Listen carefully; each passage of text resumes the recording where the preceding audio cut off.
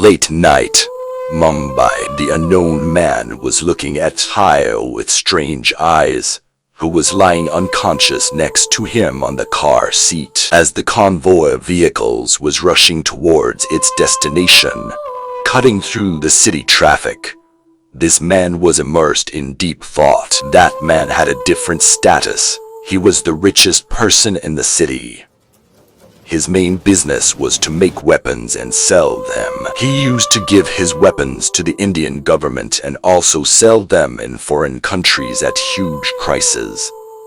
The weapons made by his company were in huge demand all over the world. Foreign governments were ready to spend any amount of money to buy weapons made by his company. Apart from weapons, he also had a construction business. Foreign governments were ready to spend any amount of money to buy weapons made by his company. Apart from weapons, he also had a construction business. That man's convoy of vehicles stopped in the parking lot of a luxurious house. This 33-year-old young man was very handsome and charming. Whether she was a common girl or the daughter of a rich family, everyone was crazy about her. Every girl was crazy about her name. Everyone wanted to marry her. But there was a rumor about this man that he does not like girls. He is gay. But there was nothing like that. He was just a man. He just stayed away from girls. In the world of business, this weapons king got a name: God of Death. He was really the god of death. If he lost his mind, he would crush everything. He had dangerous weapons and devices of latest technology, meaning he was a hacker and also the weapons king of India. He was the eldest son of the Aryan family, the great-grandson of Ehud Aryan, Ashwath Ehud Aryan. The Aryan family was the most respected family of the city. Ashwath also had a younger brother, whose name was Adit Ehud Aryan. Adit was 8 years younger than Ashwath. Along with him was his manager Pratyush, E.O.'s secretary Racket, and a close friend Abram, and the rest were bodyguards. All Ashwath's friends were also very handsome. Ashwath and everyone else along with him got down from the cars in the parking lot. This was the parking lot of Ashwath Aryan's house, Aryan Palace. Ashwath lifted the unconscious Taya in his arms and started going inside the house. Then Adit said worriedly, "Brother, think, when grandfather sees this girl, he will ask many questions. He will feel very bad that you are like this. Without tell me you have brought a girl in this condition." Ashwath glared at him. Abram said, "Your grandfather wants you to get married as soon as possible, and you want to marry this girl like this." Ashwath, younger brother, is right. They will create a ruckus. "I'm not coming. I'm going straight home." Saying this, Abram ran away. Ashwath had gone inside the house with Taya without paying any attention. Ashwath's grandfather, Ehud Aryan, the most respected man in the town, had only one dream. He wanted to see his grandson have children before he died. But Ashwath was not ready to marry. And today, when Ashwath was going to enter in front of them with an unknown girl, there was bound to be an uproar in the house. Grandfather was very worried about his grandchildren. That is why he always waited for them to come home.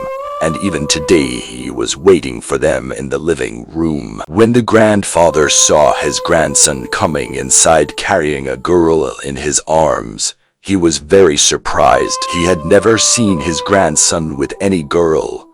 Ashwath always stayed away from girls. After Ashwath, the rest of the people also came inside feeling scared. Adit was hiding behind Pratyush, as if he had committed a crime. Actually, the thing was that Adit had drunk a little, and if his grandfather had come to know about this, he would have been very angry. Grandfather looked at his grandsons and asked, "Who is this girl? Why have you brought her here? And why is she unconscious?" Adit said, "Grandfather, I was explaining to brother that it is not right to bring this girl. But brother did not agree and brought her. Brother, I told you, grandfather will be very angry. Now suffer. Everyone was shocked to hear this. Ashwatha said calmly.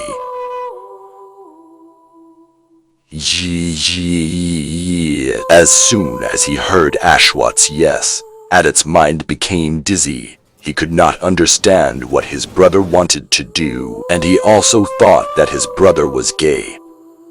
Everyone was surprised to hear Ashwat's words. Grandfather now said a little lovingly, "Couldn't you have told me earlier?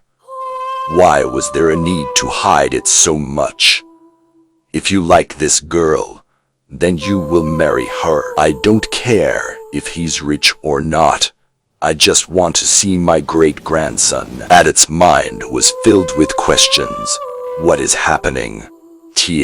So everyone started looking at him with surprise. Grandfather's attention was still on his grandchildren, but now for the first time he looked carefully at Taya, who looked like an innocent child in Ashwat's arms. Grandfather looked at Taya's face and said, "She is very cute, but she seems much younger than Ashwatha." Even before Ashwath could answer, Adit said, "Hey, what does it matter? Age gap is common these days. Just look at Priyanka Chopra. She is married to a boy who is 10 years younger than her.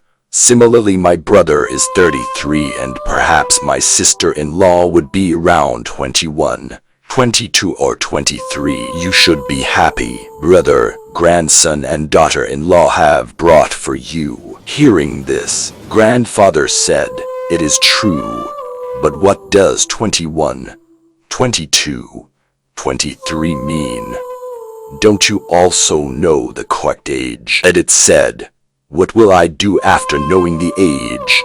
"Ask brother. He will know the exact age, brother." Hearing this, everyone started looking at Ashwath. Ashwath was standing very calm, holding Tai in his arms. In the same calm manner, he said to grandfather, "You have many questions in your mind. I know them. I will answer them all.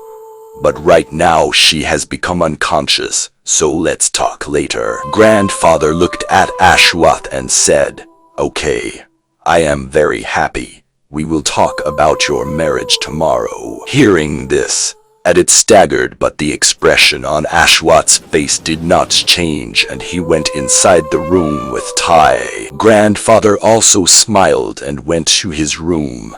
Only Adit remained standing alone in the living room numb. Going into the room, Ashwath intercommed Ishna, a servant of his house, and said, "This girl who is in my room, change her clothes." Saying this, Ashwath went from his room to the attached study room. After some time, Ishna came to Ashwath's study. She was a little worried. Seeing him distressed, Ashwath asked, "What happened? Any problem?" So Ishna hesitantly said, "Big boss, the thing is that," and became silent midway. Ashwatha, what happened? There was pain in Ishna's eyes. She said, "Big boss, it seems that girl has been tortured a lot. There are fresh wounds all over his body. It seems that he was brutally beaten a day or two ago." Ashwath started getting angry and came straight into the bedroom and saw Tai lying upside down on her stomach and her body covered with a blanket. Ashwath removed the blanket and saw only Taya's back. There were wounds on Taya's back. Ashwath also saw many injury marks on Taya's arms. Ashwath's eyes were red with anger. He said, "I will call the doctor." It was already late at night, but Adit was still wandering around the living room worried. Then he saw his family doctor, Dr. Naina, coming to his house and he started thinking, what is Dr. Naina doing at Aryan Palace at midnight? Who called her? He blocked the doctor's path and said, "Hey, Dr. Naina. Here so late in the night." Dr. Naina said, Your brother has called in emergency. Hearing this, Edith got confused again. Leaving Edith in his shocked state, she went straight to Ashwath's room. As soon as Ashwath entered the room, she was surprised. The girl in Ashwath's bedroom, expressing her surprise, she said, "What's the matter? Everyone thinks you are gay. I too thought the same, but you." Interrupting the conversation, Ashwath said, "Dr. Naina, I have called you to treat me, not to find out whether I am gay or not. Please concentrate on your work." Saying this, Ashwath went to the bar attached to his bedroom. Going there, he started drinking wine. A new planning had started in his mind. He had got a good idea not to marry Charvi Sahai. There was a big reason for him not marrying Charvi Sahai.